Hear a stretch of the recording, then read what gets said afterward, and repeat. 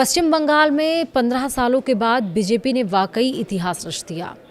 294 सीटों में से 206 सीटें एक साथ क्लीन स्वीप बहुमत का आंकड़ा पाई है बीजेपी, और वहीं 86 सीटों पर सिमट कर रह गई हैं ममता बनर्जी।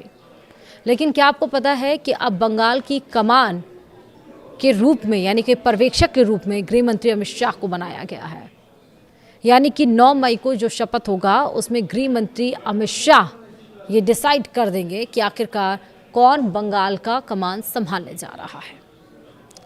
बंगाल में सीएम पर फैसला कराने खुद अमित शाह जाएंगे, और वहीं असम की जिम्मेदारी जेपी नड्डा को मिली है। नमस्कार, आप देख रहे हैं न्यूज़ 18 डिजिटल प्लेटफॉर्म। मैं हूं आपके साथ श्रुति श्रीवास्तव।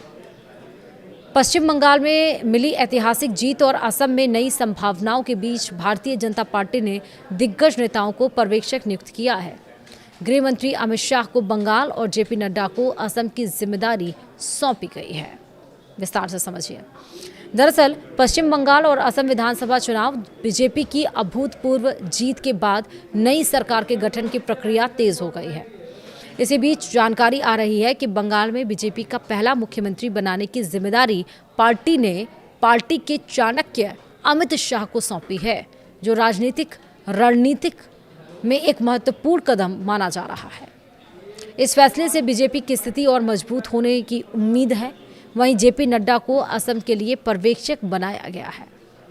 बीजेपी द्वारा जारी बयान के अनुसार बीजेपी संसदीय बोर्ड ने पश्चिम बंगाल में पार्टी विधायक दल के नेता के चुनाव हेतु केंद्रीय और गृह सहकारिता मंत्री अमित शाह को केंद्रीय पर्यवेक्षक नियुक्त किया है, और ओडिशा के मुख्यमंत्री मोहन चरण मांझी को सपर्यवेक्षक बनाया गया है।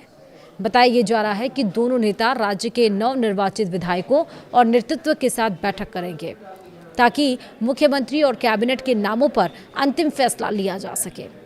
बीजेपी ने बंगाल के साथ साथ असम में भी अपनी पकड़ मजबूत बनाए रखने के लिए अनुभवी नेताओं को जिम्मेदारी सौंप दी है। पार्टी ने जेपी नड्डा को असम का पर्यवेक्षक नियुक्त किया, जबकि हरियाणा के सीएम नायब सिंह सैनी सब पर्यवेक्षक बनाया है। इनकी मुख्य भूमिका राज्य में संगठनात्मक समन्वय और आगामी राजनीतिक निर्णयों की देखरेख करना होगी। इन नियुक्तियों के साथ ही बीजेपी ने दोनों राज्यों में सत्ता की बिसात बिछाना शुरू कर दिया है। वहीं बीजेपी प्रदेश अध्यक्ष सामिक भट्टाचार्य ने नई सरकार के शपथ ग्रहण बारे में जानकारी देते हुए समाचार एजेंसी से कहा, उम्मीद क्या, प्रधानमंत्री नरेंद्र मोदी ने कल यानी कि सोमवार को ही स्पष्ट कर दिया था कि 9 मई को शपथ ग्रहण समारोह होगा, क्योंकि 9 मई को गुरुदेव रविंद्रनाथ टैगोर की जयंती है।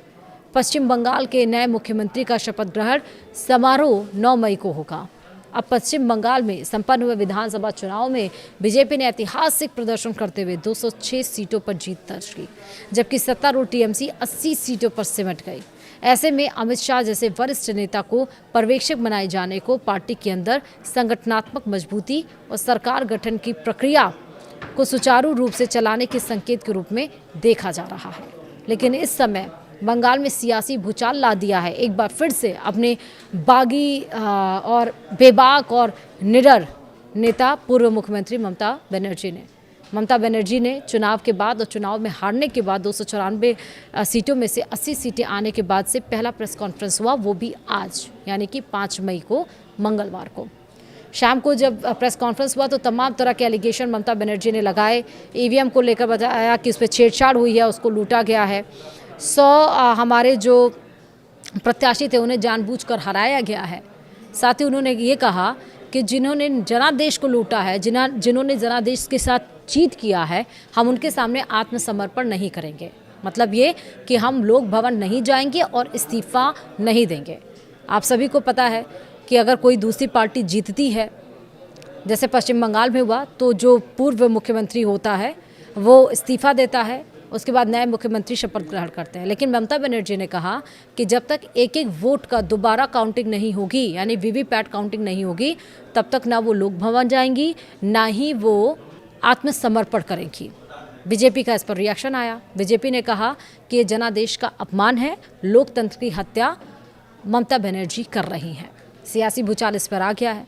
संविधान ये कहता है, संविधान का आर्टिकल 356 कि शासन राष्ट्रपति के पास जा सकता है, राष्ट्रपति से आह्वान कर सकता है, इंटरप्ट करने के लिए, और दूसरा कि खुद राज्यपाल ममता बनर्जी को, यानी कि जो मुख्यमंत्री है दूसरी पार्टी से, उनको बर्खास्त कर सकते हैं बिना पूछे।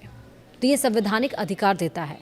तो अब सवाल ये कि राज्य में एक तरफ बीजेपी तैयारी कर रही है, अमित शाह को पर्यवेक्षक के तौर पर यहाँ पर भेजा गया है। 9 तारीख को यहाँ पर शपथ ग्रहण होगा, मुख्यमंत्री का ऐलान होगा, और अपने बातों में गृह मंत्री अमित शाह साफ तौर पर कह चुके हैं कि जो बांग्ला बोलता है वही होगा। तो तमाम तरह के नाम भी आ रहे हैं, लेकिन उसके पहले ही ममता बनर्जी ने अपना एक दांव चल दिया, एक स्ट्रोक चल दिया, और इस समय राज्य में संवैधानिक संकट ममता बनर्जी ने खड़ा कर दिया। वीडियो में इतना ही। नमस्कार।